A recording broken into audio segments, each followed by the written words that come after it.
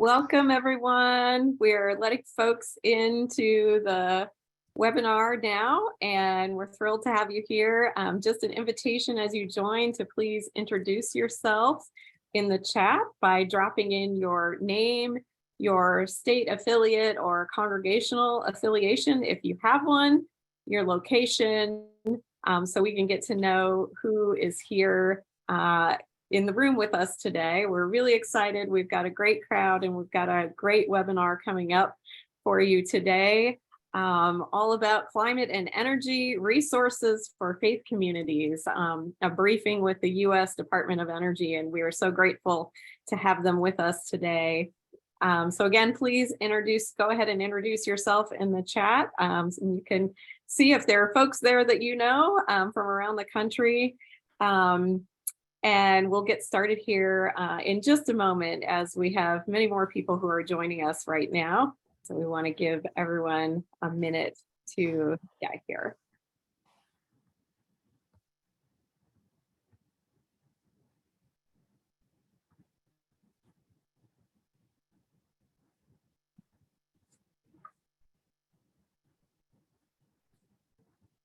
Again, welcome everyone. If you are just joining, we want to invite you to introduce yourself to everyone by dropping in your name, your state affiliate or congregational affiliation, and your location in the chat. We know we have folks joining from all over the country, and it's really great to see so many folks here with us. I'm Reverend Susan Hendershot, and I serve as the president of Interfaith Power and Light, and I want to welcome you to this webinar today as we're joined by our friends from the Department of Energy and IIJA. And I also want to thank our partners who are co-sponsoring this event. IIJA, we have Catholic Climate Covenant, Creation Justice Ministries, the First Unitarian Universalist Association, the United Church of Christ, United Women in Faith, and Global Ministries of the United Methodist Church. And we want to thank them for sharing the information and getting this opportunity out to all of you. We know folks have been waiting to get this information about resources coming from the U.S. Department of Energy. And as we know, the Inflation Reduction Act and the Bipartisan Infrastructure Investment and Jobs Act created the largest climate and clean energy investment that the U.S. has ever made. The faith community, including many of you, worked tirelessly to help pass the Inflation Reduction Act and its historic climate investments. The IRA included many climate investments that will be impactful for houses of worship and in our homes. It also made it easier for nonprofits and houses of worship to access clean energy funds and tax credits through a program called Direct Pay. Before the IRA, only individuals and taxable entities could claim tax credits when installing solar panels or other eligible technologies. And now the Direct Pay option means non-taxable entities can also benefit from these credits. Combined with the Bipartisan Infrastructure, Investment, and Jobs Act, these bills provide people of faith and conscience with more opportunities to live our values of caring for one another and for our sacred earth. The Department of Energy and other federal agencies have been working hard to develop the many programs created or expanded through these bills and roll them out to the public. We have members of the DOE's team here with us today to walk us through some of the programs available now and to share what's coming. On today's webinar, we'll view a short video from Energy Secretary Jennifer Granholm, followed by updates from Department of Energy staff who have joined us today. Risa Allison Cooper is IIJA's Chief National Program Officer supporting IIJA's Climate Action Team, and she is going to be with us today to facilitate a conversation with DOE staff. And finally, we will have time for Q&A with all of you. So as you have questions, we're asking that you please add them to the Q&A feature. If you're not familiar with the Q&A feature, you'll see a button on the lower part of the screen that says Q&A, and that will help us keep better track because the chat moves really quickly, and separating the questions from the chat really helps us to keep track of them. Finally, we'll send the recording and links shared in the chat after the webinar to all of you. And we know that you're excited about these opportunities as we are and have been anxiously awaiting program details. And we'll share in the chat a few resources we have to help you navigate these opportunities. So as we get started today, as I said, we have a video from Energy Secretary Jennifer Granholm. She serves as the Secretary of the U.S. Department of Energy, and she's leading the Department of Energy's work to advance the cutting-edge clean energy technologies that will help America achieve President Biden's goal of net zero carbon emissions by 2050, while creating millions of good-paying clean energy union jobs and building an equitable economy. Prior to her nomination as Secretary of Energy, Jennifer Granholm was elected governor of Michigan, serving 2 terms from 2003 to 2011. As governor, Jennifer Granholm faced economic downturns caused by the Great Recession and the meltdown in the automotive and manufacturing sectors. She successfully led efforts to diversify the state's economy, strengthen its auto industry, preserve the manufacturing sector, and add emerging sectors such as clean energy to Michigan's economic portfolio. So we're going to take a moment now to hear from Secretary Granholm. Hello, everyone. Thank you so much for this invitation to reflect on faith and the future of clean energy. Scripture teaches us to take care of the garden of the world and to love thy neighbor as thyself. So, guided by faith and buoyed by reverence for God's creation and driven to improve the lot of others, congregations of every kind in every corner of America are living out those words. They're helping to usher in our clean energy future, and they're tackling the greatest challenges of our time. For example, in Oakland, California, there's a Baptist church that's using solar panel storage to keep the lights on and the HVAC working in case of blackouts. And now it's a sanctuary for the community during wildfires and extreme heat. In Lansing, Michigan, an Islamic center has joined forces with a Lutheran church to power their facilities with clean energy. In the words of their imam, "We didn't want to merely preach, but to put our words into action, conserving the environment as required by our faith." In Stamford, Connecticut, a synagogue with solar panels is powering 70% of its electrical needs and preventing over 100,000 pounds of carbon pollution every year. Truly tikkun olam. And last year, I visited the very first church in Washington, D.C. to use solar panels to save on energy bills. And they told me that their goal was to show other faith leaders and congregants how to follow in their footsteps. And follow in their footsteps they must, for the stakes could not be higher. And that's why, through President Biden's Investing in America agenda, we created this unprecedented suite of tools to help congregations reduce their carbon footprints, their carbon pollution, while also being climate leaders in their communities. And that starts with historic grant funding that can be used to make energy efficiency upgrades at nonprofit churches and mosques and synagogues and temples and other houses of worship, from HVAC systems to lighting to windows. And for the first time ever, a real game changer, we're allowing non-taxable entities to benefit from tax credits, delivering direct payments to you when you invest in, when you produce, and when you store clean energy. You'll get more details on these programs from some of DOE's experts in just a minute. You'll also hear, though, about how we're empowering faith organizations to go out into their communities and help congregants save thousands of dollars in energy costs as they upgrade appliances in their homes, and how we've made tens of millions of dollars available for clean energy projects through new formula grants, grants that faith groups can help local and tribal governments decide how to use, and how we're making it easy for congregations to compete for prizes that fund innovative projects in local communities like clean energy workforce training.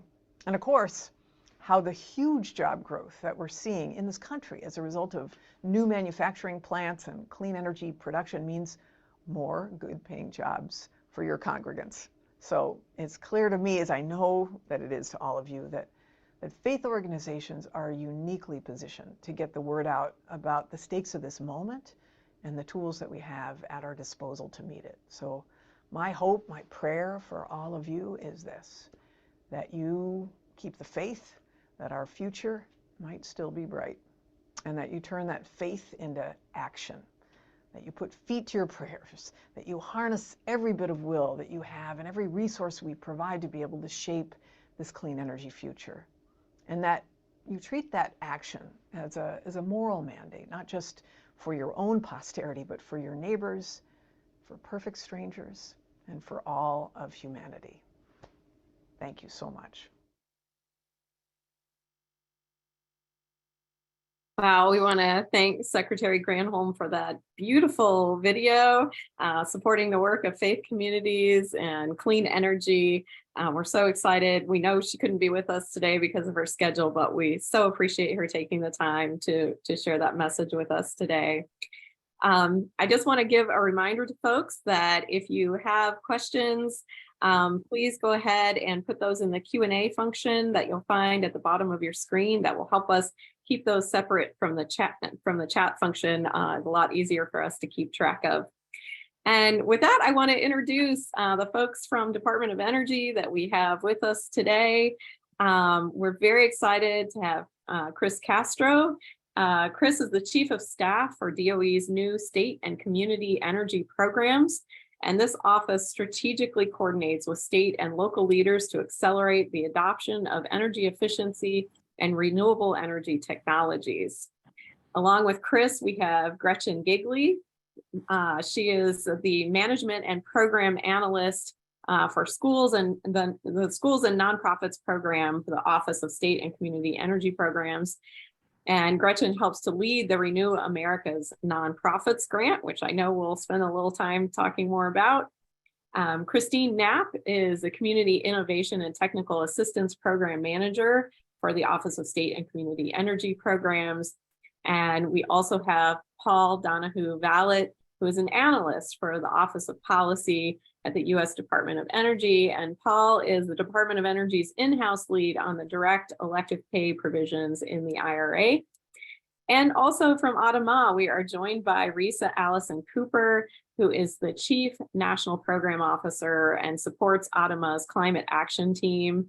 Prior to joining ADAMA, Risa served for 13 years as the founding executive director of Shoresh, a nonprofit focused on Jewish outdoor education and nature-based climate solutions.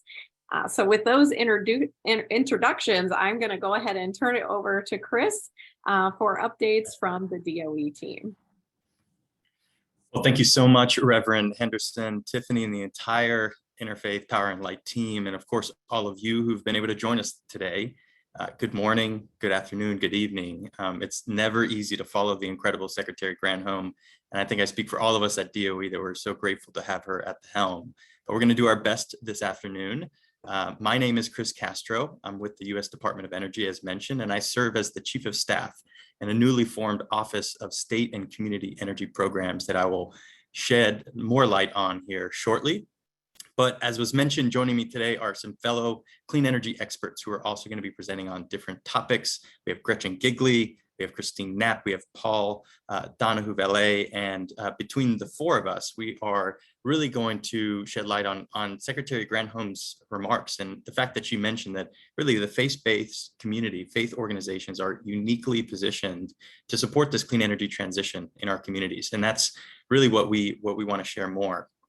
Today, it's about uncovering the climate and energy resources that are available to nonprofit organizations and to your faith communities, and of course, coming at it from the perspective here at the Department of Energy. I want to make sure that you all are able to see the slides because I am unable to. So let's just double check. Christine, if you can try to reshare your screen, that would help. It looks like people are able. Okay, it looks like everybody's able to share. I wasn't able to see it, but we're going to move forward to basically our introductory slide here.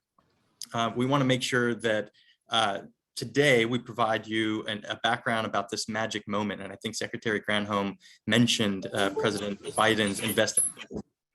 We're going to talk about that a little bit, as well as the evolution that's going on here at the Department of Energy to introduce this new Office of Energy Programs. We also want to underscore the imperative around energy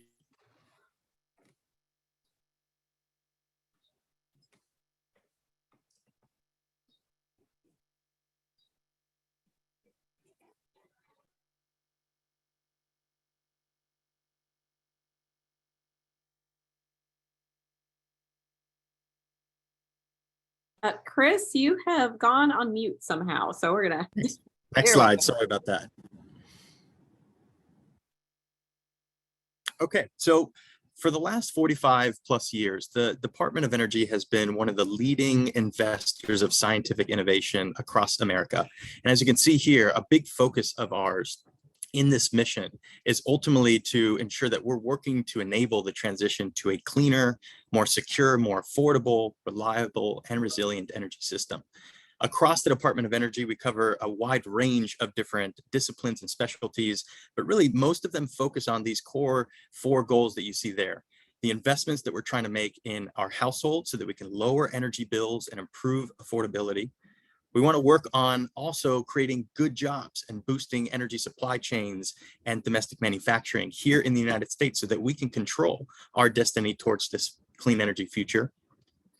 In doing so, we're also focused on advancing this world-class generation of clean energy technology demonstrations to ensure that we're moving the needle on the bleeding edge and proving out what we know is going to be essential for us to sustain 100% clean energy future.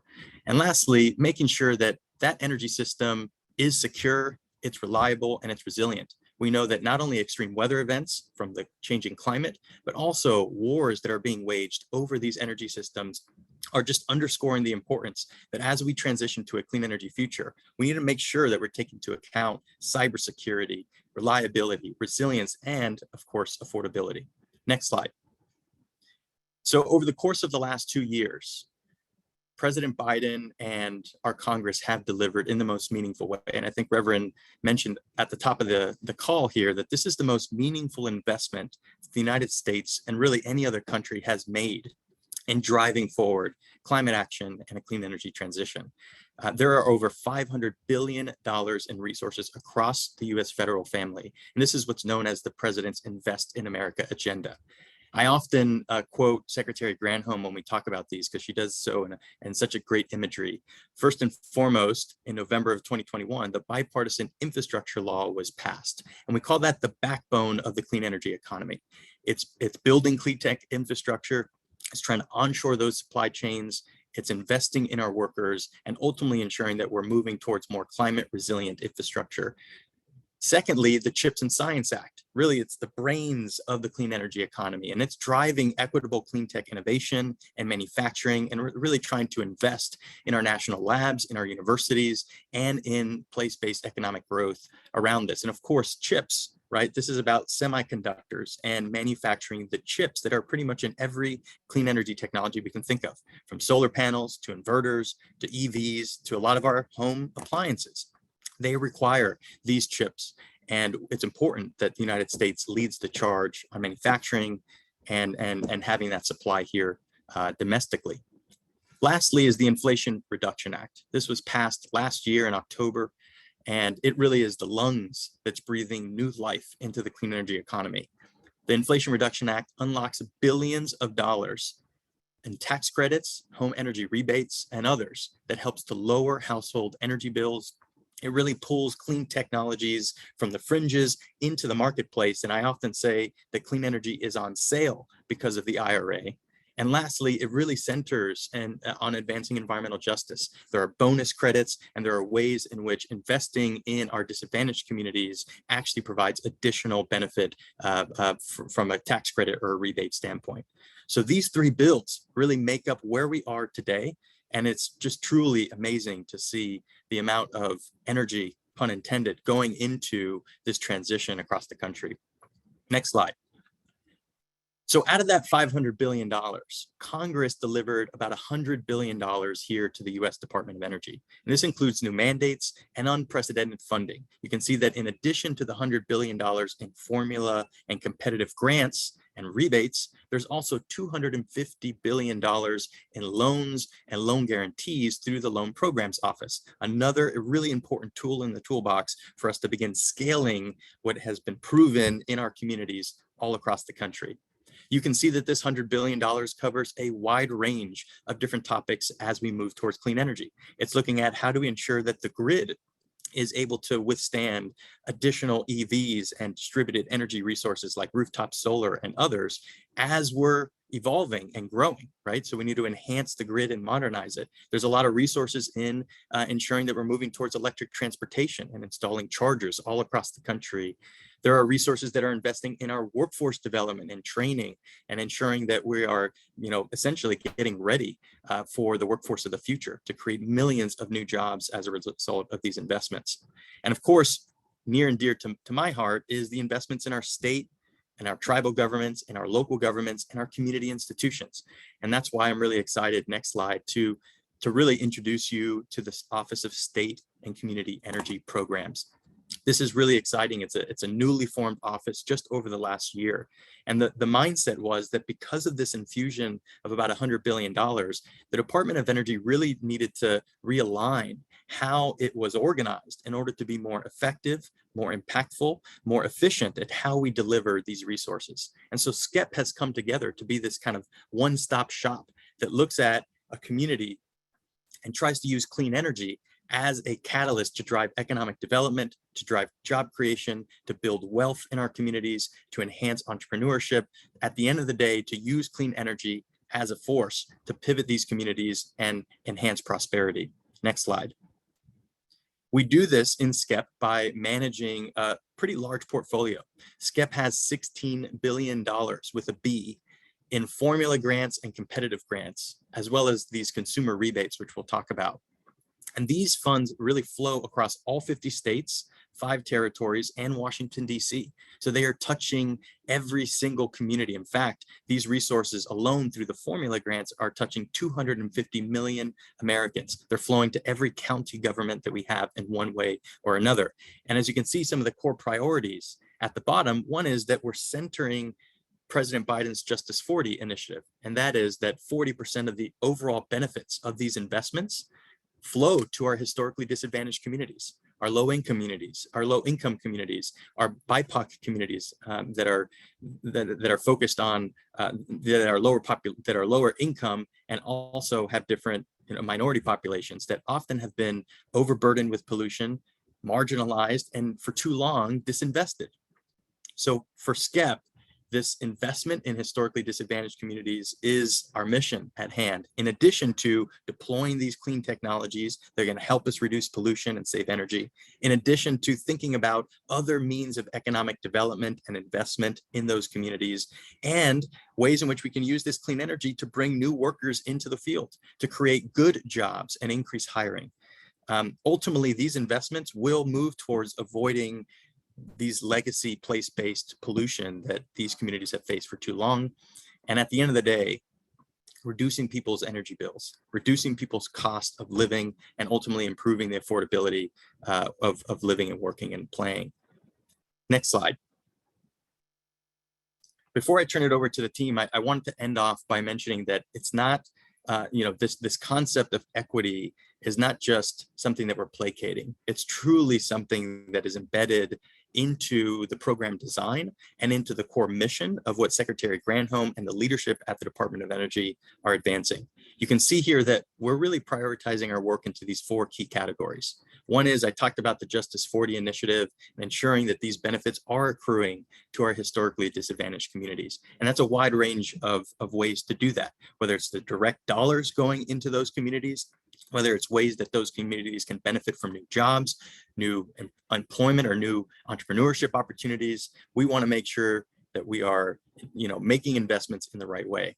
Secondly, it's diversity, equity, inclusion, and accessibility.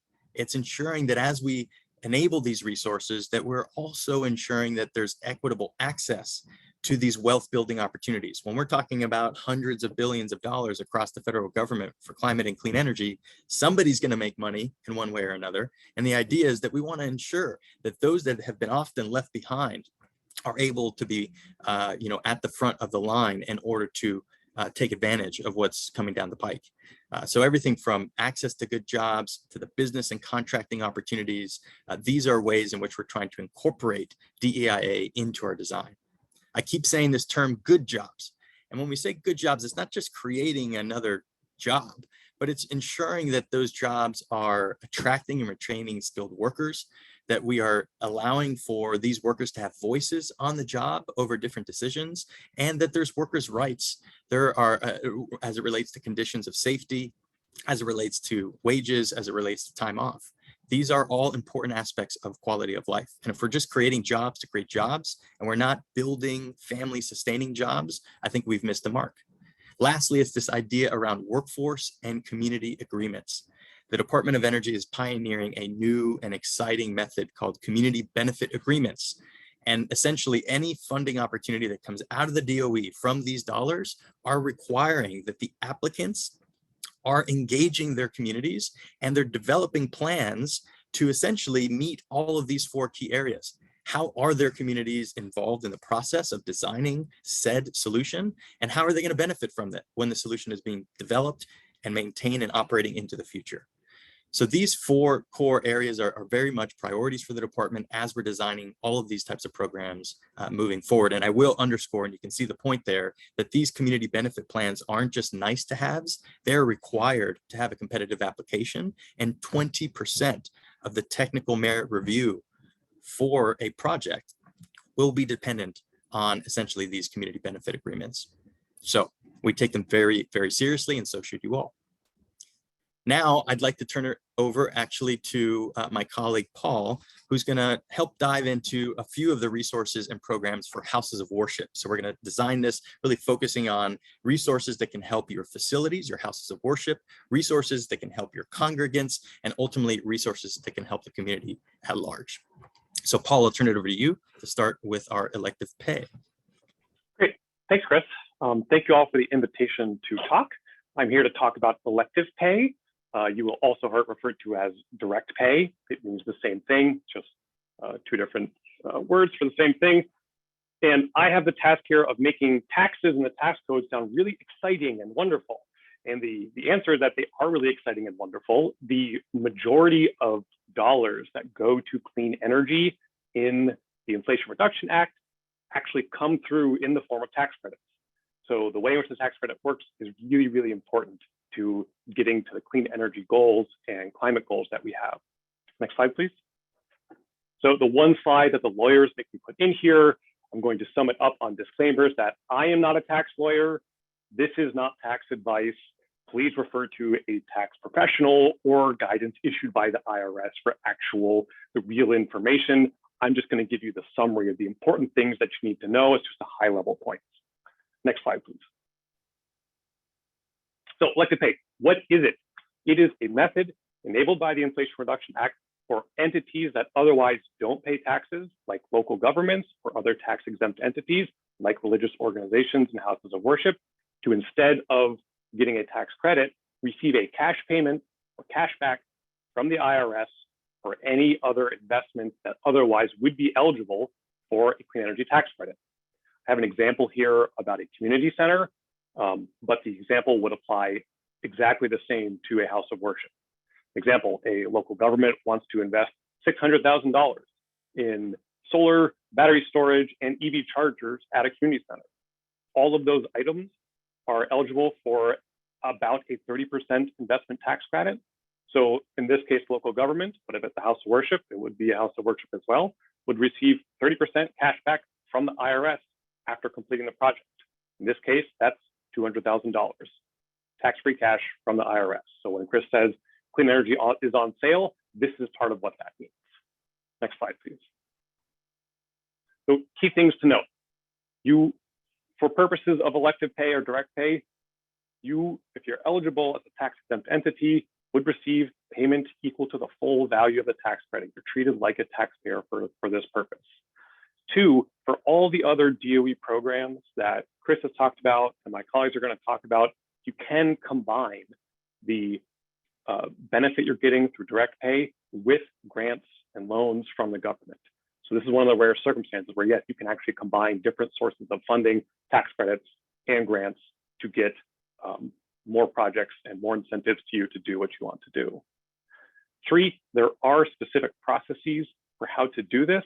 The important one is that you would need to fill out a pre-filing registration with the IRS before you go to claim the tax credit. This is just a fraud prevention measure, and IRS has put out some information about what that looks like. Next slide, please. So what tax credits are available under elective pay? There are 12 of the Inflation Reduction Act tax credits that are eligible. I'm not going to highlight all of them. Here are a few of the important ones. One is the investment tax credit, which is eligible for clean electricity projects like solar, for storage, for microgrids and other energy type projects, energy producing projects. A production tax credit, which is very similar for clean electricity. For both of those tax credits, there are bonus credits, which get you even more cash back for projects that are located in energy communities, for projects that use certain amounts of domestic content, or for projects that benefit certain low-income communities. There are tax credits for clean commercial vehicles. So for example, passenger electric vehicles or other clean vehicles that are purchased and used by the eligible entity. And there are also tax credits for electric vehicle chargers installed in low income or non-urban areas. So the full list of tax credits is at irs.gov, and all the details, irs.gov/elective pay. So any other information, please go there. There is an open rulemaking on this where IRS has got details about how you actually go about doing this and what forms are needed. All that information is there. I've just tried to give you the highlights of what it is, why it's important, and happy to answer questions about it later. For now, I'm going to turn over to Gretchen for the next set of slides. Sorry, I should have my unmute game in order better at this point. But hey, everybody, I'm really happy to be here. You know, I'm thrilled to be part of DOE and SCEP at such an exciting time. You'll hear a lot more about the tools and resources, but you know, there's a lot going on and a lot to offer the nonprofit community. So really excited. I'm here today to share some information about the Renew America's Nonprofits program. It's a first of its kind funding opportunity that supports energy efficiency upgrades in facilities owned and operated by 501c3 organizations. Next slide, please. This funding opportunity actually was released in May. So I have a disclaimer here that, you know, once the FOA comes out, SCEP personnel are prohibited from answering questions directly in writing or in presentations like this. And this is really to maintain the integrity of the merit review process. But we do have ways to field your questions. So if you do have questions, I'm going to share a bunch of resources and opportunities and pathways for getting the information you need about this really exciting funding opportunity. Next slide. So here you go. We have a few different pathways to learn more about this.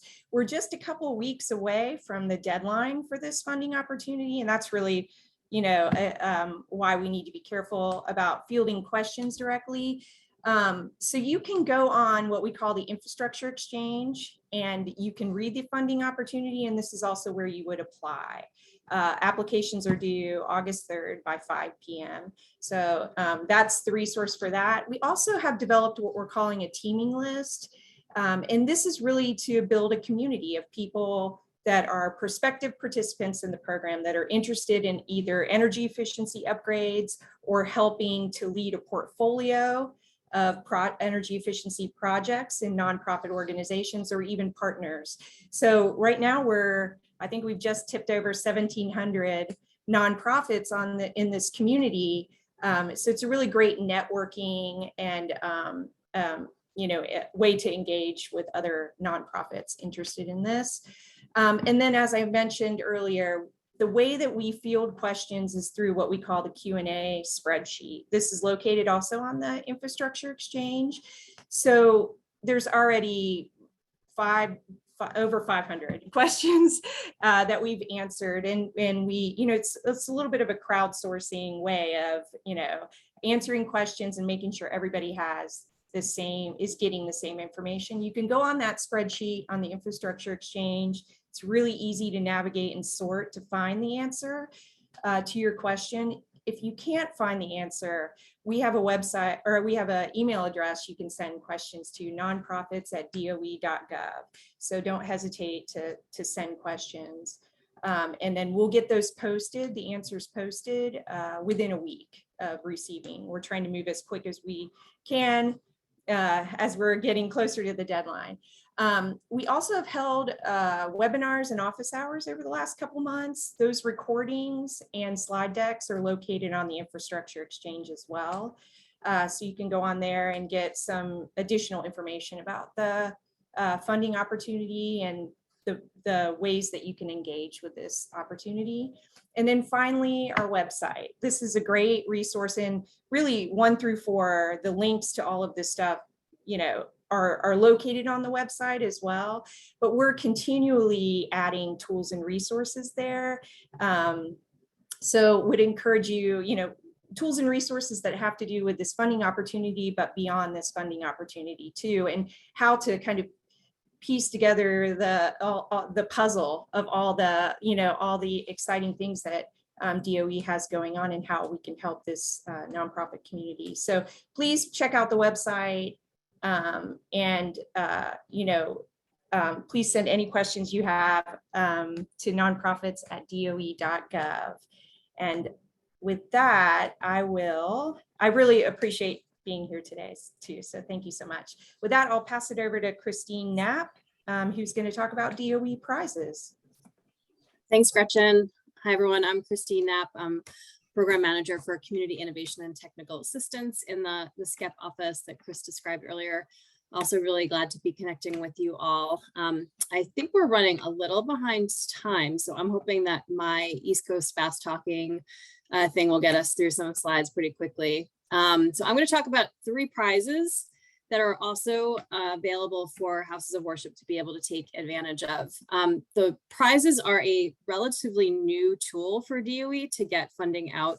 You might, like the FOA that Gretchen was just describing, a funding opportunity announcement is our common tool, which is quite frankly, sometimes a little complex for people to read and comprehend and respond to. And so prizes are quicker and sort of somewhat more simplified ways for funding to come out, particularly for really innovative new work. And that's what I'll highlight here.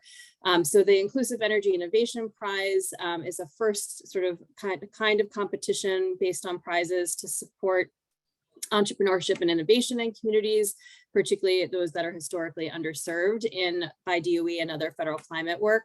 And so it's really looking at supporting teams that have often can include houses of worship or faith communities.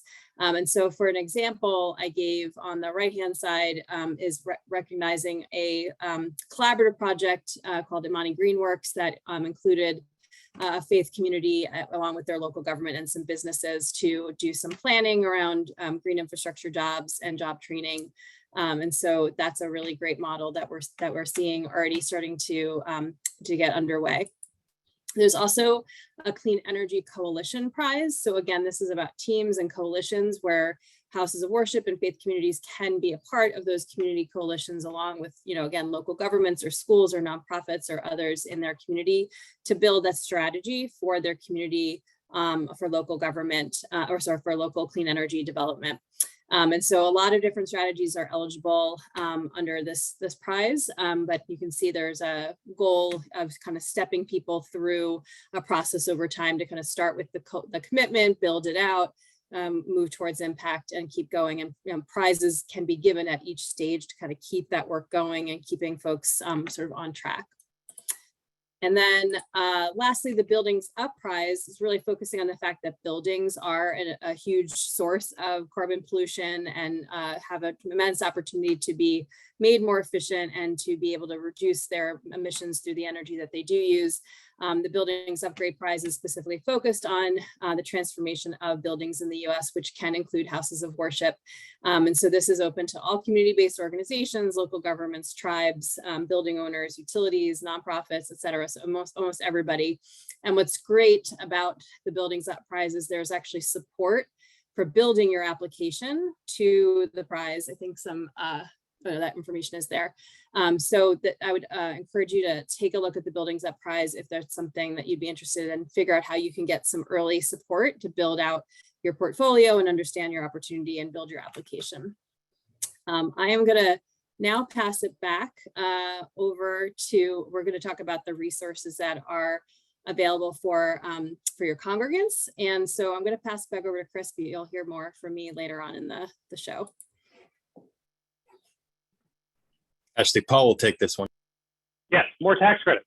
So these are tax credits directly accessible to individuals. So not to the institutions themselves, but to individuals. There are a lot of them. I'm not going to go through all of them, but again, just highlight the categories of what is eligible and what's possible. And there'll be information later on where you can go for the full list of tax credits. One is for efficient appliances. So these are heat pumps, air conditioners, water heaters. Up to 30% of the cost of that equipment could be covered by tax credits. Home improvements, including home energy audits, up to $150 tax credit for an audit to help individuals understand where would be the best place to invest, where it's going to be the most bang for the buck, and other efficiency upgrades to a building, like your electric panel or additional insulation or windows, things like that. There's a separate tax credit for clean energy that you produce or use at your residence or house. So if you're going to install solar panels on your house, you're going to install battery storage, that's 30% of the cost of that, the installation. And the last one to highlight is tax credits for clean vehicles. For new clean vehicles, including electric vehicles, there's an up to $7,500 credit, depending on different manufacturing requirements. Used vehicles for the first time, you can get a up to $4,000 credit for purchasing a used clean vehicle or a used electric vehicle. And also for charging infrastructure installed at a home or residence, up 30% of the cost of that charging equipment, up to $1,000. You can go to the next slide. To get the full list of tax credits available to individuals and other information, we've got a great site for the Department of Energy, energy.gov/save. This is our energy savings hub. And there's a whole list of easy to access by type of equipment about what sort of credits are available, how to get them. It's a great place to send congregants and individuals to understand exactly how they can get access to them. I think I'll turn it back to Chris to talk about rebates. Perfect. Thank you, Paul. In addition to the tax credits, there is also over $9 billion that has been made available, or roughly $9 billion made available for home energy rebates. These are rebates with a target on flowing to low and moderate income households, and ultimately rebates that drive whole home efficiency and electrification of appliances. Before we go into the details, I did also want to point to the fact that there's $1 billion in the IRA that's there to support states and local governments with upgrading their building codes. And I know that sometimes faith-based communities do get engaged in local building code enhancements. And so that's something that we will be rolling out later this fall and opening up to the states and local governments. And lastly, this week, just yesterday, $150 million was unlocked to the states to launch the home energy efficiency contractor training grants, basically a focus on training the residential energy contractors that are installing the next generation of heat pumps and water heaters and insulation and weatherization improvements throughout the house. And we want to make sure that as these resources flow and these rebates and credits are available, that our small businesses and minority businesses also have an opportunity of, again, building wealth, taking advantage of these resources and supporting their communities with lowering their bills. Next slide. At a high level, these rebates, there's two different rebate programs, and I think that's really important to note. One of the rebates focuses on whole home efficiency. It's just about how much energy can you reduce, and you can get rebates if you can reduce your energy between the baseline and 20%, or even the baseline and up to 35% and beyond. And there are different levels of rebates that you can get. In addition, there are the home electrification and appliance rebates. This is $4.5 billion and a specific set aside, by the way, for Indian tribes. $225 million will be carved out just for tribal governments. But ultimately, this rebate is to support low and moderate incomes with installing efficient electric appliances, heat pump water heaters, dryers, ranges and cooktops, HVAC systems. There is, and even, by the way, upgrading certain electrical systems. Next slide. You can see here that there's a number of different technologies that would be eligible for these rebates. And it's important to note that if a technology has an Energy Star certification, that is the minimum standard that you would need to invest in order to be eligible for that rebate. So we want to make sure that in addition to investing in these efficient technologies, that we're also meeting that Energy Star standard. And the good news as well is that these rebates are for single family and multifamily properties. They're for new construction, subdivisions, and homes, as well as existing homes, of course. And they're available for owner-occupied and renter properties. So across the board, we're lucky that these have been made available to make the biggest impact, and ultimately to not just drive electrification and decarbonization in the home, but to drive down household energy bills. Next slide. Complementing these rebates, I did want to just mention these 4 workforce development training programs that are available within SCEP. I mentioned earlier the state-based contractor training. That's the $150 million that just went out through a formula grant. So all 50 states, 5 territories, and DC are eligible to pull that money down and begin to develop programs to train those contractors. The additional $50 million, minus some program direction dollars, will be opened up for competitive grants to the states as well. So there are additional monies that are becoming. In addition, the energy auditor training programs are available to the states and will flow later this year to help them with lifting up specific programs to help residential and commercial energy auditors get trained up. Obviously, and Paul mentioned earlier that there's a new tax credit to get a home energy audit of $150, but that individual has to be certified energy auditor. And there are standards of certifications that this training program will be able to unlock. There are some training programs for universities to try to get students and the next generation of clean energy workers into this space. And lastly, career skills training program, which is really which is eligible for nonprofits and faith institutions directly. As you can see, many of these funds do flow through the states, but that career skills training program is eligible for nonprofits. And the cool part about that program is it's trying to kickstart new apprenticeship and on-the-job training programs. So it's really both classroom and in the field training, and it's all around energy efficiency, clean energy, and the advancement of climate action. Next slide. Okay, back over to you.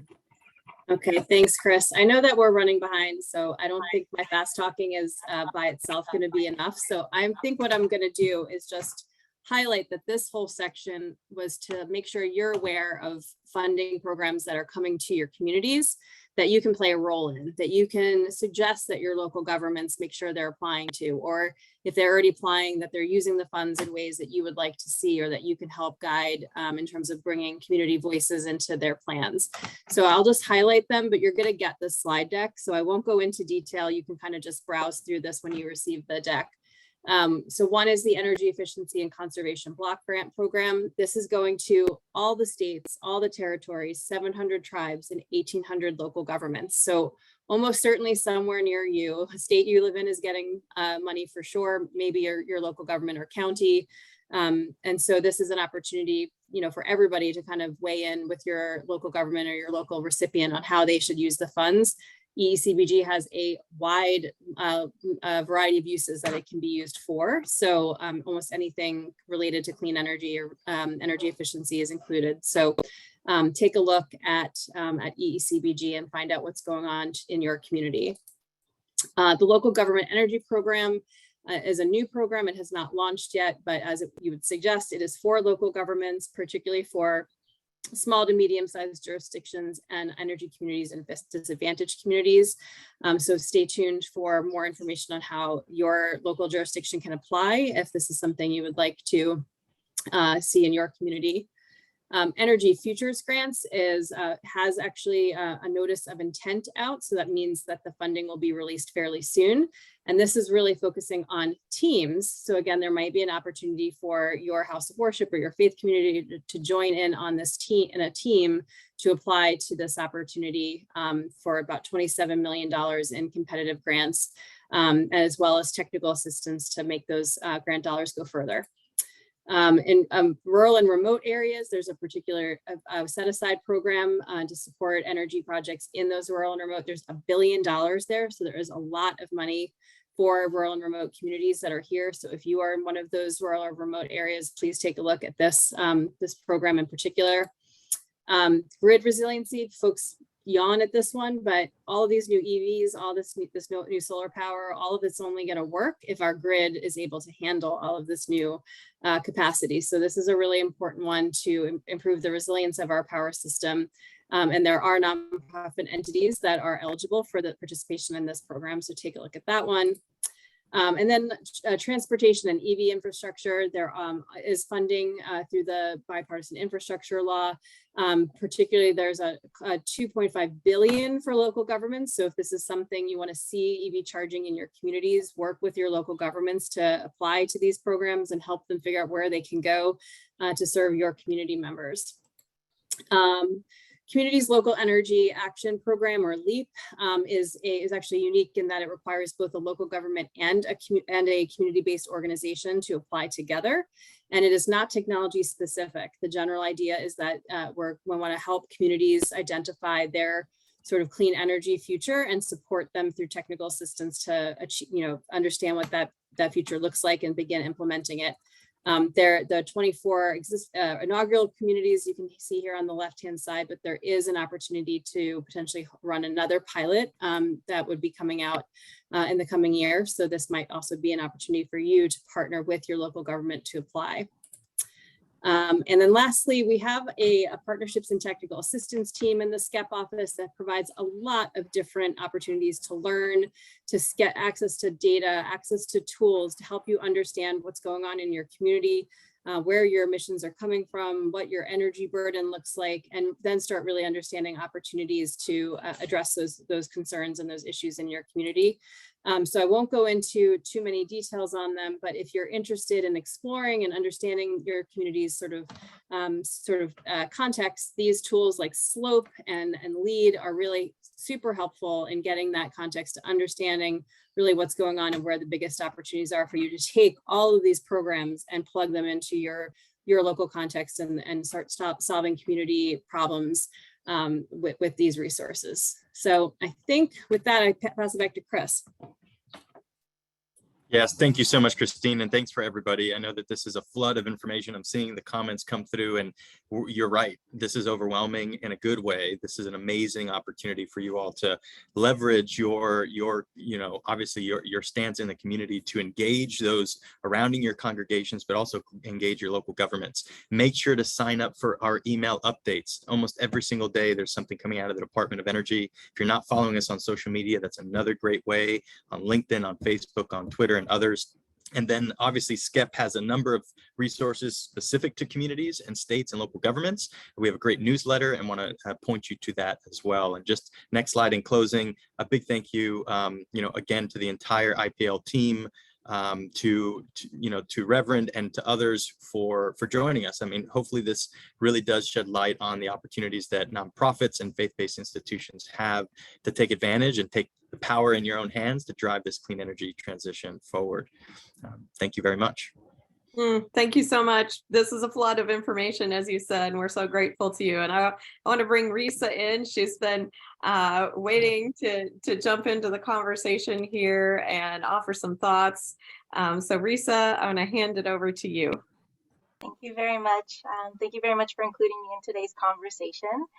So I'm here as a representative of ADAMA, which is serving as a representative of the broader Jewish community. We coordinate the Jewish Climate Leadership Coalition, which is a network of over 215 Jewish community organizations that are committing to climate action.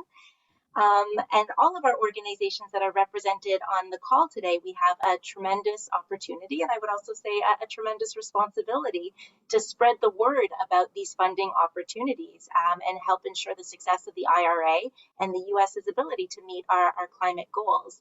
So I've been asked to pose a couple of questions to our speakers at the DOE, but maybe I'll just share one so we have time for some other Q&A afterwards. I want to name that something organizations are going to need to navigate is the time between payment for building efficiencies and solar installations and those kinds of projects and the direct pay reimbursement, which may end up being a burden for some of the nonprofits that direct pay is seeking to support. So I would love to hear from some of the DOE speakers, what are some of the solutions that you recommend? And specifically, is there a role that faith communities can play in this potential gap that might prove to be challenging for some of the nonprofits on today's call? Yeah, I can take a stab at that, and let me know if I'm still coming through muffled. I saw that in the chat. But yeah, we recognize one of the limitations of putting all this into the tax code is that we're restricted with how taxes work. And taxes work based on you do the eligible activity, and then once that's done, you get the rebate, you get the tax credit afterwards. So there will be a gap. And for an example, it's going to be based on the tax year. So any eligible investments in clean energy that you make in 2023, you're not going to be able to get that payment from the IRS until the spring of 2024. So there could be up to 18 months between when you make an investment to when you can get the payment from the IRS. Unfortunately, again, that's just how the tax code is written, and that's how it works. We do expect that there will be some financing opportunities that develop specifically for any nonprofit that's eligible for elective pay and direct pay to do this, to give you short-term loans in order to do the project and then pay off the loan once you get the elective pay payment from the IRS. So we do expect those opportunities to sort of institutions to start filling those gaps. We just haven't built that infrastructure yet.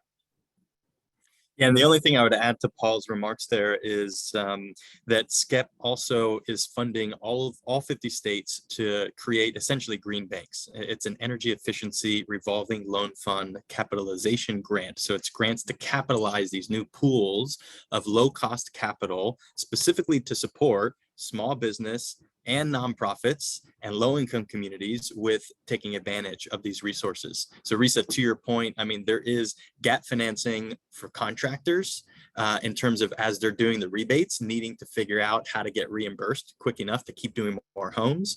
There's certainly gap finance for the tax exempt entities like you all looking to make these installments. And then there's also gap finance for even some of the households that are looking to go beyond what benefits they might get from rebates or tax credits. So this aspect of gap finance is an area of focus of ours, and the revolving loan funds are one tool. We're also working with networks of community development finance institutions, CDFIs, and others that are really looking to step into this space and provide that much needed lending to those entities. Thank you very much. Reverend Hendershot, I'll pass it back to you. Yes, well, and thank you. I know we have a lot of questions, and so for folks who are able to stay on a little longer, I think we're going to try to stay on a little longer and get through some questions. I know probably not everyone can do that, but again, the recording will be available to you afterwards as well as the slides, so you will get all of that information. But we do want to dive into a few questions for you. And also, I know there are some questions in Q&A. If DOE staff want to answer any of those in the Q&A function, please be invited to do so. But I want to start with a question about Justice 40. I know this applies to a lot of the things we were talking about today, so just kind of an overarching question. And folks are wondering whether a congregation has to be physically located in a Justice 40 area as long as they have multiple missions serving underserved groups to qualify to be a subrecipient under this. In particular applies to Renewing America's Nonprofits, but I suspect it applies to many of the programs we've talked about today. So just wonder a little bit how you might define or judge a demonstration of financial need in that case. So the White House Council on Environmental Quality has created a tool to support communities and applicants with trying to determine how their projects meet the Justice 40 objectives and policy objectives. It's called the Climate and Energy Justice Screening Tool, or CJIST for short. And ultimately, it's a mapping tool, very similar to kind of your traditional Google map of sorts, where you can kind of type in your address and it zooms into a part of the community. And it has highlighted areas of that community that meet the Justice 40 requirements, right? There are a number of factors that are essentially defined in Justice 40. And it's not just about your income or your race or your ethnicity. It's also about employment opportunities and legacy pollution that you're exposed to, and other aspects that fall under this kind of definition of historically disadvantaged communities. So I would really point you to the CJIS tool. You're not required per se to be in a specific highlighted area, so long as the work that you're doing is flowing, those benefits flowing to residents and constituents in those highlighted disadvantaged communities. And I think that's the overall intent of how these projects are going to flow. Gretchen, anything specific that you can speak to on the nonprofits grant? The only thing I'll add here is we've gotten a ton of questions on, subrecipient roles and qualifications, and I would encourage you to visit the Q&A spreadsheet. You can search by subrecipients, you can search by Justice 40, and I bet your answers are on there. So check that out for sure. Great, thank you so much. We also had several questions about 501c3 status. So we have houses of worship that are not registered 501c3 nonprofit organizations. And so there's sort of a broad wondering whether that is necessary to have that documentation, and also some concern about whether being exempt from filing tax returns. Direct pay now requires a tax filing, and will claiming direct pay make a congregational entity or a nonprofit entity more likely to get audited? So anything you can say about the 501c3 status, I think would be helpful for folks. Yes, I can answer that one. And the first part's an easy answer. You do not have to be a 501c3 to be eligible for direct pay. The IRS guidance specifically calls out 501d organizations, which are specifically just religious institutions. So if you are just a 501d organization and not 501c3, you still may be eligible for direct pay, collective pay. The second part, yes, IRS and Treasury recognize that many of the entities that are going to be eligible for elective pay do not already have tax return filings, and are developing, I believe, a separate form specifically for you that's just for entities to say, I'm only filing because I'm a tax exempt entity looking to get access to elective pay, and they're developing those instructions now. So do keep an eye on that link that I pointed you to, irs.gov/elective pay, for the initial guidance that IRS has and the more specific materials that they'll be developing and aim to release in the fall. Great, thank you so much. Another set of questions around sort of the politics, if you will, of these programs. Some concern that maybe these incentives might cease to exist under a new administration, and relatedly, whether states can block any implementation or not take advantage of the opportunity if they're in a state where, for example, their governor is not supportive. So just some curiosity about how one might handle the state implementation piece that you all talked about earlier, and whether states can block that implementation. Yes, this is certainly a concerning question that we have regarding how states can ultimately either block or restrict their constituents with taking advantage of these resources. In short, our general counsel actually is exploring this right now, because there is a state that has expressed interest in denying these funds. I think it's pretty public that the state of Florida has vetoed some of those provisions. It is very important to note that each provision is impacted in a different way. We know, as an example, that the Inflation Reduction Act rebates that we talked about, that essentially what was vetoed was the first round of administrative funds, and those are not required to be pulled down by the state in order for the rest of the rebates to be eligible. And also, they're not required to be pulled down in the first year or even the first subsequent years, right? And so ultimately, we're working with General Counsel to determine the specific impacts of each one of these provisions, both on the bill IIJA side as well as the Inflation Reduction Act side. But yes, states do have a lot of power. They have a lot of power to determine whether these resources actually flow into their states. And we're trying to work very closely with our National Association of State Energy Officials, known as NASEO, as well as the National Governors Association and other groups in order to work with the states and make sure that they have the flexibility that they need to design these programs ultimately to benefit their constituents how they see fit.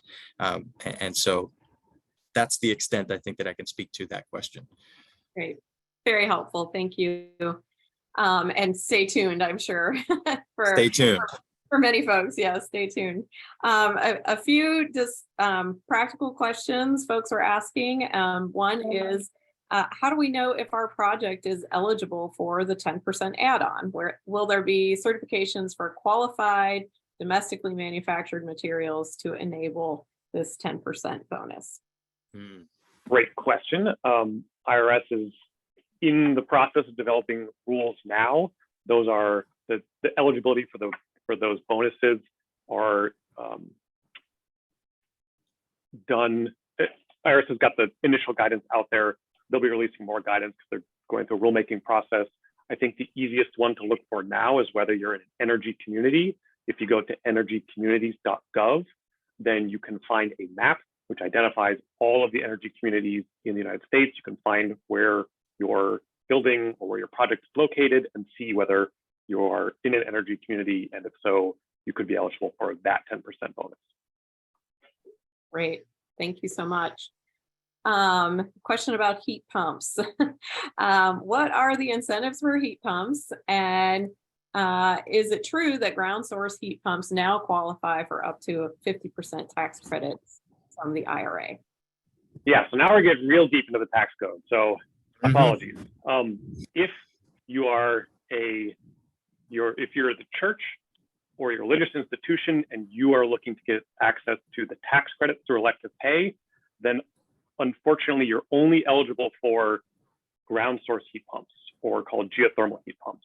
And yes, that's a 30% base credit plus the two bonuses could get you up to 50%. But you have to meet both the energy communities requirement for that bonus and the domestic content for that bonus. So yes, it is possible. For air source heat pumps, those a church working through elective pay is not eligible for that, just based on how the tax code works. Individuals who are installing heat pumps in their home could be eligible for a tax credit for air source heat pumps and ground source heat pumps. Sorry, that was how the tax code works.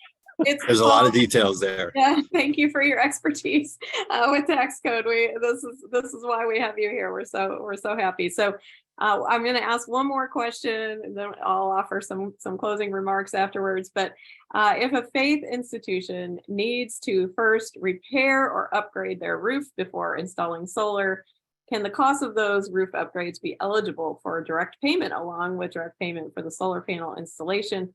And similar question for a ground mount array for parking lot renovations, for example. So just some curiosity about the other upgrades that might need to happen in order to allow those solar installations to happen. That is a great question. Again, I'm not a tax lawyer, but I know that IRS has answered this question, and the answer is no. You're not eligible for the cost of repairing the roof before installing the solar equipment. It's just the installation of what's called the eligible property, which in this case is the solar equipment and everything else needed for the solar system to work. Wonderful. Thank you so much. We had so many questions. I'm so sorry we can't get to all of them. Hopefully, through reviewing the recording and the slides and going to the DOE resources that you have shared with us on your website, as well as some of the resources that we've put together, folks will get some of their other questions answered. So we want to make sure that you direct your attention to all of those links that we're providing and sharing with you.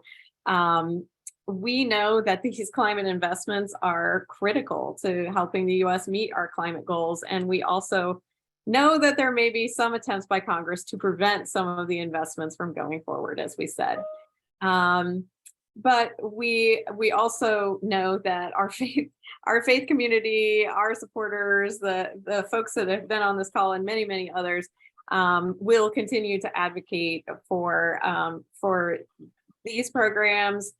We know the Renew America's Nonprofits program is a pilot program, and of course, we would love to see that continue in future years. So we'll be advocating for that, and we will be letting folks know when it is time to contact policymakers and members of Congress with their stories.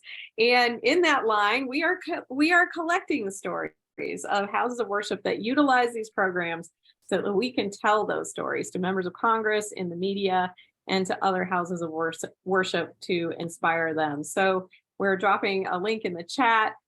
Please share your story with us when you utilize these programs via this form, because we really want these stories to be told to the public. So I just want to thank again all of our speakers. We want to thank Chris and Paul and Gretchen and Christine from the Department of Energy.